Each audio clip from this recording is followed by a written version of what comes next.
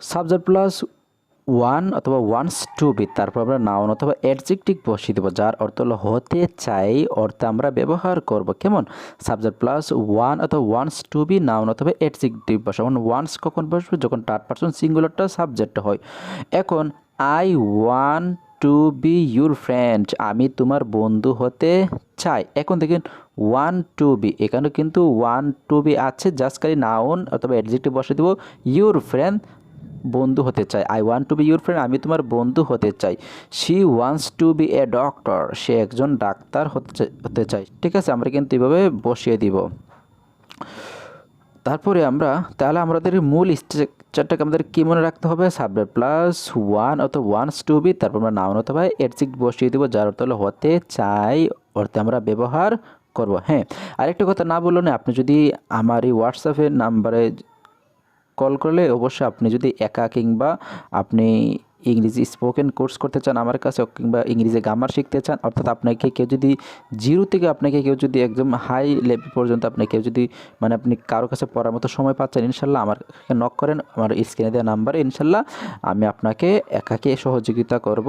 এবং আপনি যদি আমার সাথে আপনি যদি ইংলিশ স্পোকেন বেস পড়তে চান আমাদের নাম্বারে ফোন করতে পারেন, ইনশাল্লাহ আপনাকে আমরা একদম হাই কোয়ালিটি পর্যন্ত একদম জিরো থেকে একদম ফ্লুয়েন্টলি স্পিকার আমরা আপনাদেরকে বানিয়ে দেবো। আমাদের শত শত স্টুডেন্টরাও ফ্লুয়েন্টলি স্পিকার অলরেডি তারা শিখে তারা ইনশাআল্লাহ রহমতে পরিপূর্ণভাবে কথা বলতে পারতেছে আমাদের মেথডগুলো ফলো করে।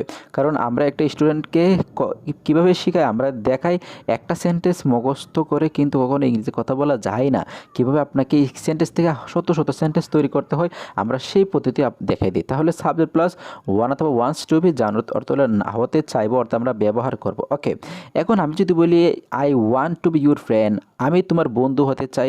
এখন আমরা আইটা যদি পরিবর্তন করে দিই, তাহলে যদি দিই we want to be your friend, আমরা তোমার বন্ধু হতে চাই। যদি ইউ যদি বসিয়ে দিই আয়ের স্থানে you want to be your friend, okay তুমি তোমার বন্ধু হতে চাও, যদি অর্থটা মিলে না, যদি বলি শি ওয়ান্টস, তাহলে কিন্তু এখানে শির সাথে ওয়ান্টস হয়ে যাবে। She wants to be your friend, সে তোমার বন্ধু হতে চাই, সেই অর্থে আমরা ব্যবহার করতে পারি। ওকে, এবং আমি বললাম she wants to be doctor, সে একজন ডাক্তার হতে চাই। ওকে, বললাম she don't want to be bad, সে খারাপ হতে চায় না। তোকে they don't want to be bad, তারা খারাপ হতে চায় না। তাহলে আমরা এখানে কী বসিয়ে দিয়েছি? দে বসিয়ে দিয়েছি। They, I, we, you, they, he, she, আমরা জানি এগুলো সাবজেক্ট পরিবর্তন করলে আমরা অনেক সেন্টেন্স তৈরি করতে পারি। এখন আমি যদি প্রশ্নবোধক করি তাহলে কিন্তু সেন্টেন্স কিন্তু আরও সুন্দর হয়। যদি বললাম do you want to be a doctor, তুমি কি একজন ডাক্তার হতে চাও? Do you want to be a doctor, তুমি কি একজন do you want to be a doctor, তুমি কি একজন ডক্টর হতে চাও? তাহলে don't you want to be doctor, তুমি কি একজন ডক্টর হতে চাও না? সেন্টেন্সটা কিন্তু পরিবর্তন হয়ে যাচ্ছে। কিন্তু এখানে আমরা যে ইউ দিয়েছি, ইউ অর্থ হলো তুমি, তাহলে ইউর পরিবর্তে আমি যদি আই বসিয়ে দিই তাহলে অর্থটা কী আসে? Do I want to be a doctor, আমি কি একজন ডাক্তার হতে চাই? Why do I want to be a doctor, কেন আমি একজন ডাক্তার হতে চাই? সেন্টেন্স কিন্তু তৈরি করতে পারবেন। এখন আমি যদি দিলাম do you want to be a doctor, তুমি কেন একজন ডাক্তার হতে চাও? সেন্টেন্স কিন্তু তৈরি হয়ে যাচ্ছে।